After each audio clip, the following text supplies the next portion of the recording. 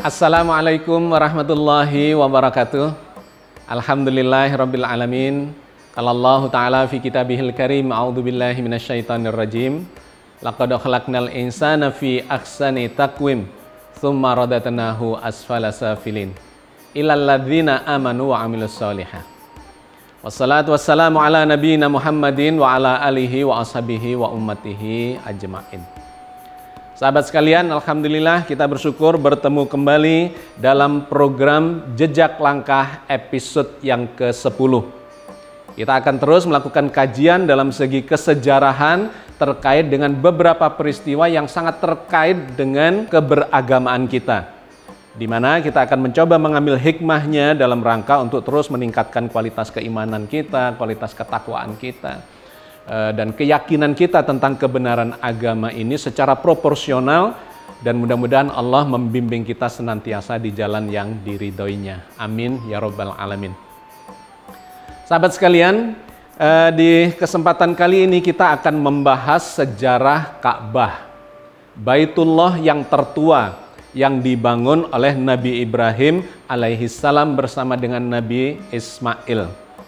Di episode yang lalu kita sudah membahas Baitullah yang lain, Baitul Maqdis ya, atau Bait Suci yang ada di Palestina sebagai Baitullah yang kedua setelah dibangunnya Baitullah yang pertama yang ada di Mekah ini. Kenapa kita membahas tentang Ka'bah atau Baitullah yang ada di Mekah ini? Karena sebentar lagi kita akan memasuki musim haji, ya, hari raya haji Idul Adha. Maka ada baiknya kita melakukan kajian di seputar itu. Karena sekarang kondisinya sedang pandemi dan kemudian ya kita punya kendala yang terkait dengan peribadatan haji itu. Tidak lagi bisa dilakukan ya untuk sementara waktu musim haji seperti tahun-tahun sebelum pandemi. Situasinya menjadi lebih lengang dan dalam jumlah yang terbatas, dikontrol dengan ketat karena untuk membatasi penularan wabah atau pandemi yang sekarang sedang menjangkiti seluruh dunia, termasuk di negara kita dan kemudian juga di kota suci Makkah.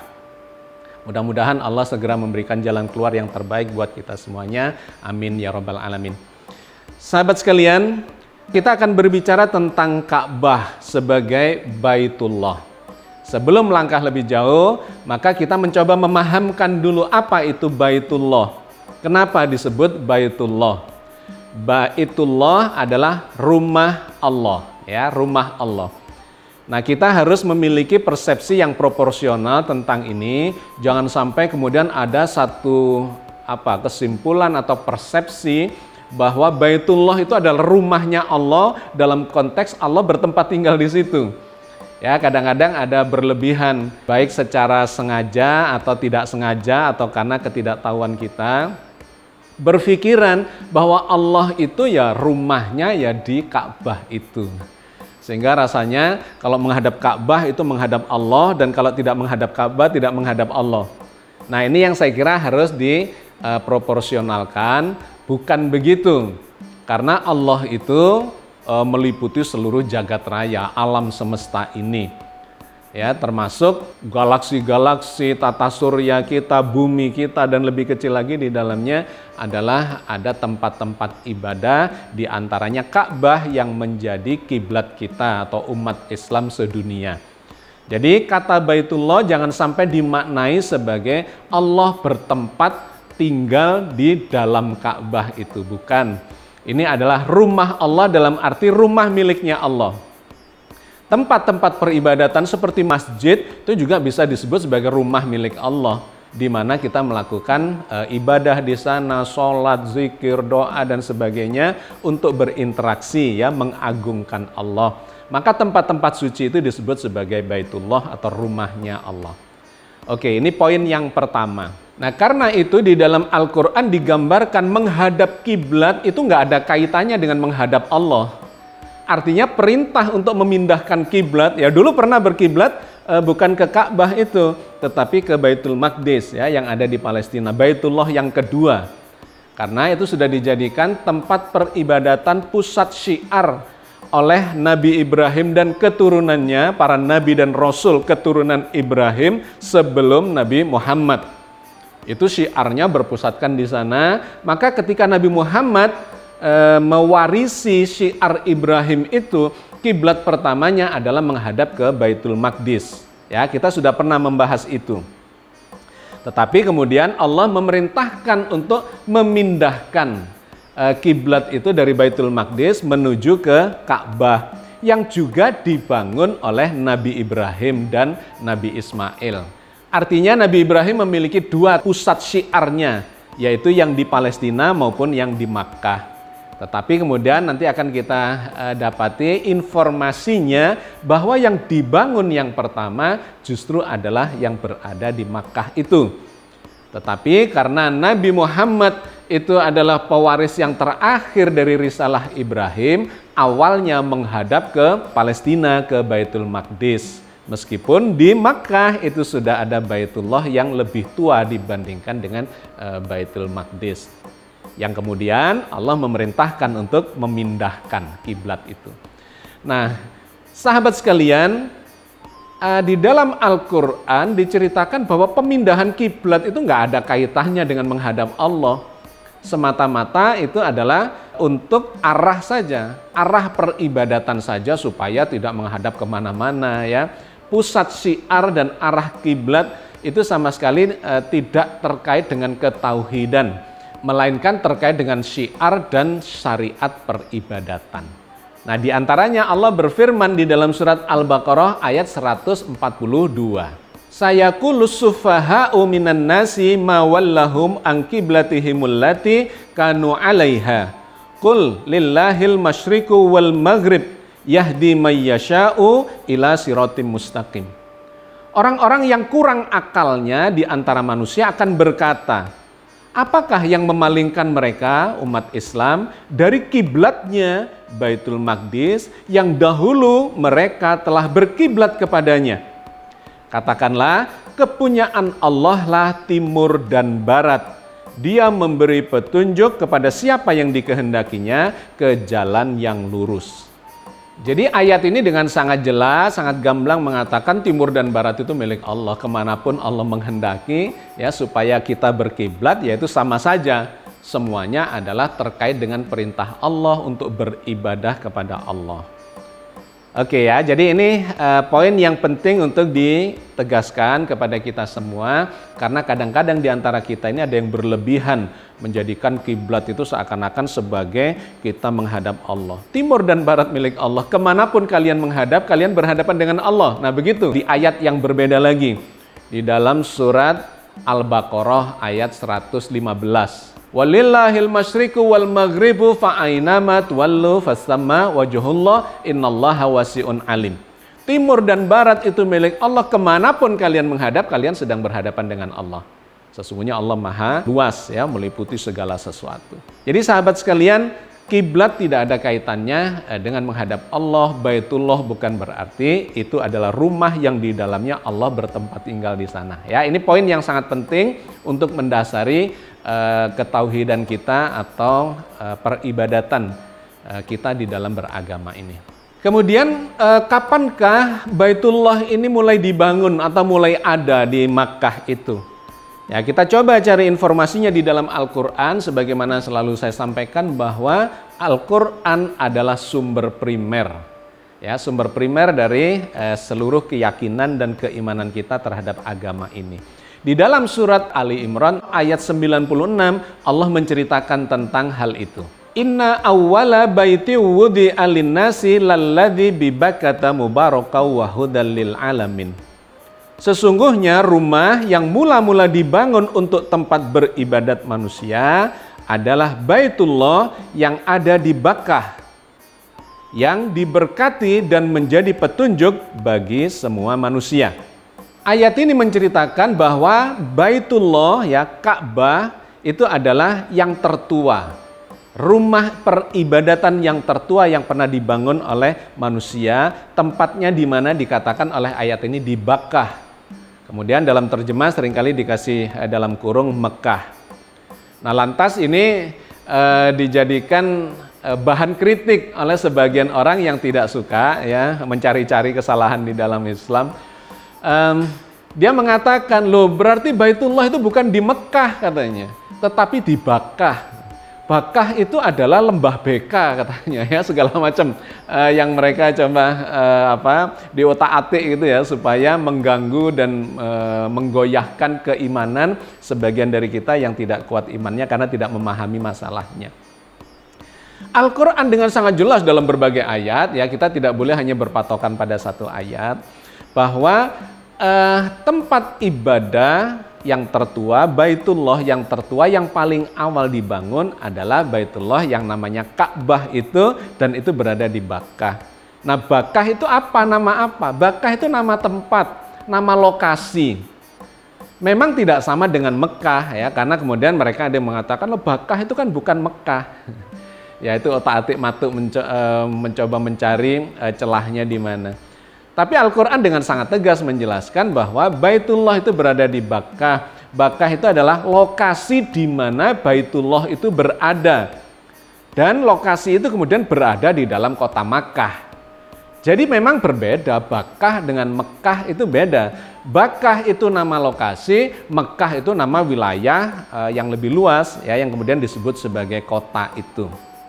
Nah, lantas ada yang mempertanyakan buktinya apa? Kalau Bakkah itu ada di Mekah, ya buktinya sangat gamblang, diceritakan oleh Al-Quran ya, yaitu di dalam surat Ali Imran ayat 97. Fihi ayatum bayyinatum maqamu Ibrahim. Padanya terdapat tanda-tanda yang nyata, yaitu makom Ibrahim. Jadi Baitullah yang dimaksudkan oleh ayat yang menceritakan Bakkah tadi sebagai tempat yang tertua atau rumah peribadatan yang tertua, itu tanda-tandanya sangat jelas kata Al-Quran. Di sana ada makom Ibrahim dan kemudian tentu ada bangunan Ka'bahnya. Ya kita lihat saja apakah bangunan Ka'bah itu berada di lembah Beka ataukah di Makkah. Kan ini sudah ribuan tahun ya, tidak bisa dibohongi bahwa tempat itu adalah tempat bersejarah yang menjadi situs selama ribuan tahun itu.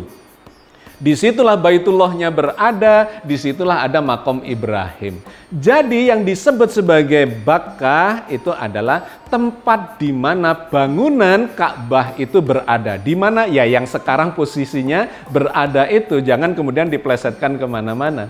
Posisinya ada di sana dan itu berada di kota Makkah. Sampai sekarang kita bisa menyaksikan tempat itu dan kemudian ada satu tanda ya, jejaknya Nabi Ibrahim.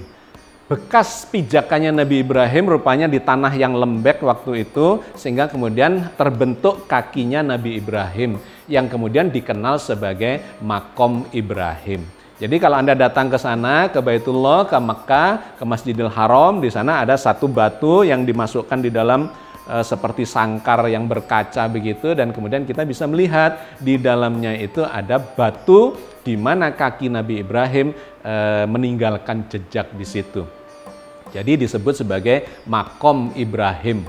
Bukan makom dalam arti makam ya, tempat pemakamannya Nabi Ibrahim, bukan.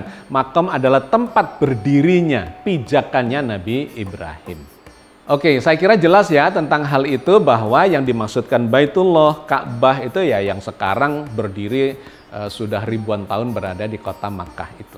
Nah, yang kemudian menarik, ada informasi dari dalam Al-Quran bahwa Baitullah yang namanya Ka'bah itu sesungguhnya sudah ada jauh sejak zaman sebelum Nabi Ibrahim. Itu diceritakan oleh Allah di dalam surat Al-Baqarah ayat 127. Wa idh yarfa'u Ibrahimul qawaida minal baiti wa Ismail Rabbana taqabbal minna innaka antas samiul alim. Dan ingatlah ketika Ibrahim meninggikan dasar-dasar Baitullah bersama Ismail. Kemudian berdoa, ya Tuhan kami, terimalah dari kami amalan kami, sesungguhnya Engkaulah yang maha mendengar lagi maha mengetahui. Jadi yang disebut sebagai Baitullah itu sesungguhnya bukan dibangun, dimulainya di zaman Nabi Ibrahim. Ya, menurut ayat ini dan kemudian ayat lain lagi ada yang memberikan penegasan bahwa Baitullah itu sesungguhnya sudah ada sejak zaman sebelum Nabi Ibrahim. Nabi Ibrahim itu cuma meninggikan saja pondasi yang ternyata sudah ada di sana. Berarti dulunya tempat itu sudah dipakai sebagai tempat untuk peribadatan, ya, disebut sebagai tempat yang suci, rumah suci atau Baitullah. Nah, itu dari zaman siapa sudah ada? Memang secara literatur itu kontroversial. Tetapi ada yang mengatakan yaitu sejak zaman Nabi Adam itu sudah ada di situ. Cuman literaturnya tidak diketemukan yang secara jelas mengatakan tentang hal itu. Tetapi secara hipotesis digambarkan bahwa sejak zaman Nabi Adam itulah agama Islam ini kemudian disyiarkan. Ya, meskipun waktu itu namanya belum Islam, karena agama Islam itu, nama Islam itu baru disematkan pada zaman Nabi Ibrahim. Tetapi sebelum Nabi Ibrahim ditarik ke belakang sampai zamannya Nabi Adam disebut sebagai agama tauhid yang mengagungkan Allah semata. Sehingga tempat syiarnya, ya, tempat peribadatannya disebut sebagai Baitullah, rumah Allah, tempat suci untuk mengagungkan Allah semata. Jadi surat Al-Baqarah ayat 127 ini menceritakan dengan sangat jelas bahwa Nabi Ibrahim dan Nabi Ismail itu cuma meninggikan pondasi yang sudah ada.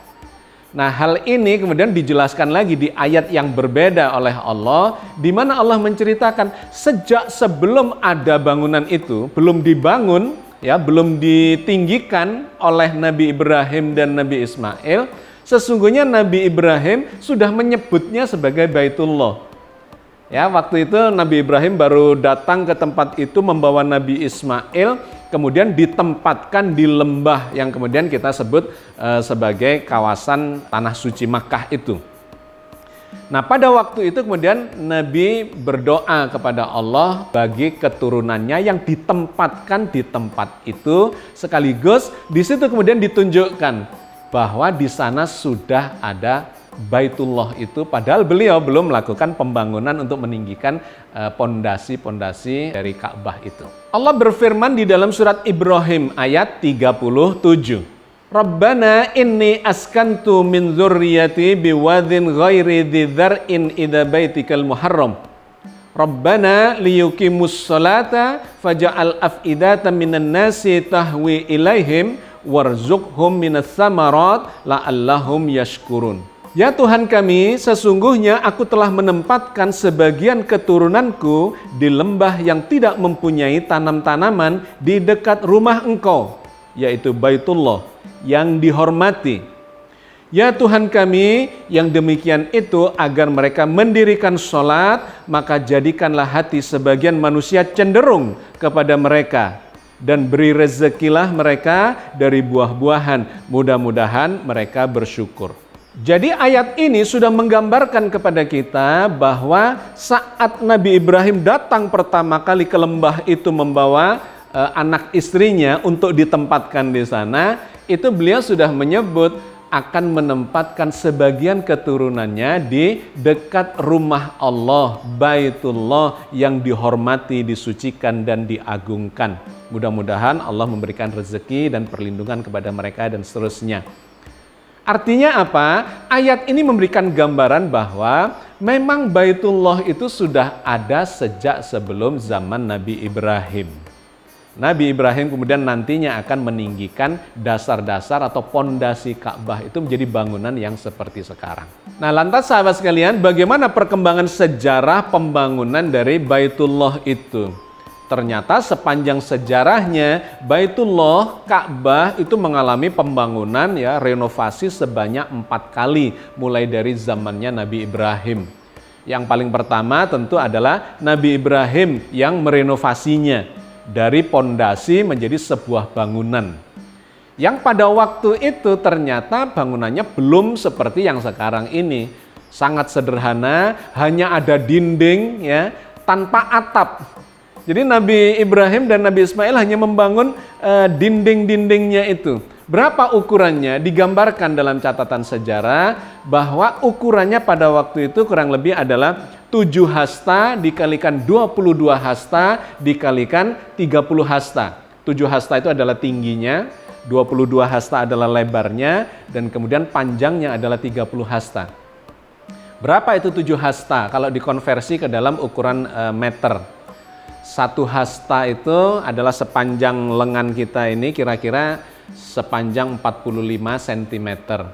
Maka 7 hasta dikalikan 45 cm kurang lebih, tingginya Ka'bah itu adalah 3 meter lebih sedikit ya, 3 meter, 15. Kemudian lebarnya 22 hasta, itu kalau dikalikan kurang lebih ketemu hampir 10 meter ya, 9,9 meter.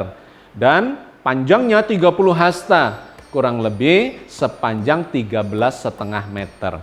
Jadi itulah Ka'bah di zaman Nabi Ibrahim, sebuah dinding berbentuk kotak ya, bangunan kotak dengan ukuran tinggi 3,15 meter dikalikan lebarnya sekitar hampir 10 meter dan panjangnya 13,5 meter tanpa atap. Nah, bangunan kuno itu bertahan selama ribuan tahun, mulai dari zaman Nabi Ibrahim ya di sekitar 2000-3000 tahun sebelum Masehi sampai zamannya Nabi Muhammad sekitar 570-an tahun setelah Masehi. Tempat itu dijadikan tempat peribadatan yang kemudian berganti-ganti ya perkembangannya. Tetapi poin penting yang secara ringkas ingin saya sampaikan adalah bangunan pertama itu yang dibangun oleh Nabi Ibrahim bertahan kurang lebih sekitar 2000-3000 tahun sampai di zamannya Nabi Muhammad. Nah, kemudian terjadi kerusakan pada waktu itu oleh kaum Quraisy, kemudian direnovasi di zamannya Nabi Muhammad sebelum menjadi nabi. Ukurannya diubah. Ketinggian yang tadinya itu adalah 3,15 meter atau sekitar 7 hasta, kemudian ditambahi menjadi 18 hasta. Atau kalau dikonversi ke dalam meter kurang lebih menjadi 8 meter ketinggiannya ya.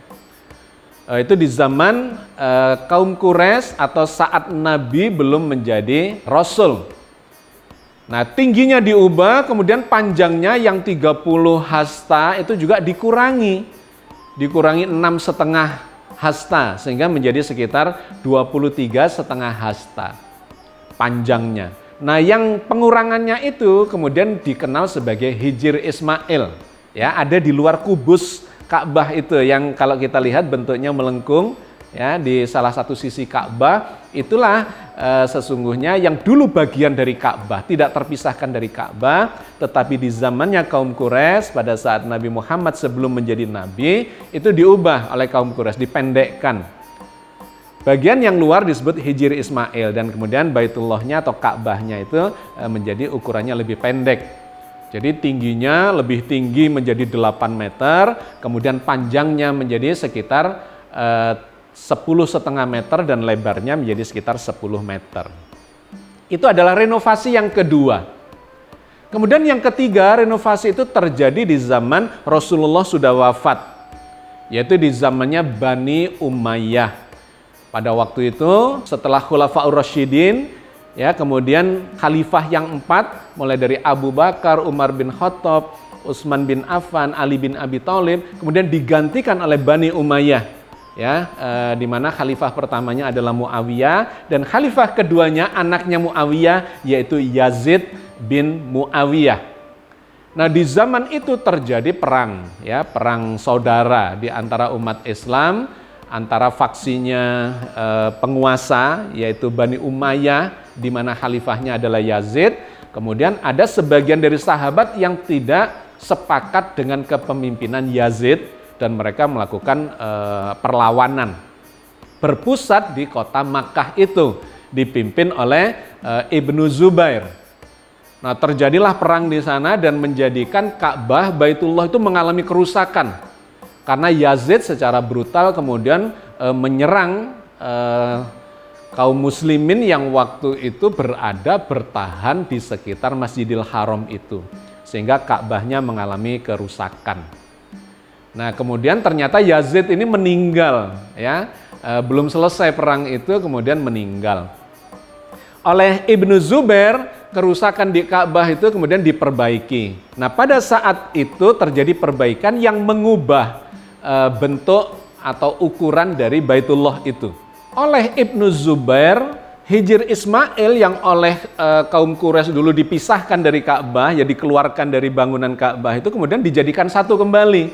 Jadi panjangnya menjadi 13,5 meter lagi, lebarnya kembali ke 10 meter dan tingginya kemudian diubah.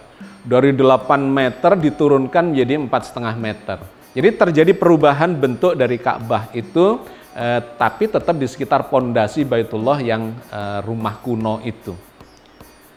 Nah, setelah itu terjadi perang kelanjutannya. Setelah matinya atau wafatnya Yazid bin Muawiyah, digantikan oleh khalifah berikutnya yang mengirimkan pasukan lebih kuat lagi mengalahkan Ibnu Zubair. Kemudian bisa ditaklukkan dan Ka'bah itu direnovasi kembali oleh kepala pasukannya waktu itu, jenderal ya, yang dikirim oleh Khalifah Abdul Malik dari Umayyah. Nama jenderalnya adalah Al-Hajjaj. Dia yang mengubah kembali, dikembalikan seperti sebelum dibangun oleh Ibnu Zubair.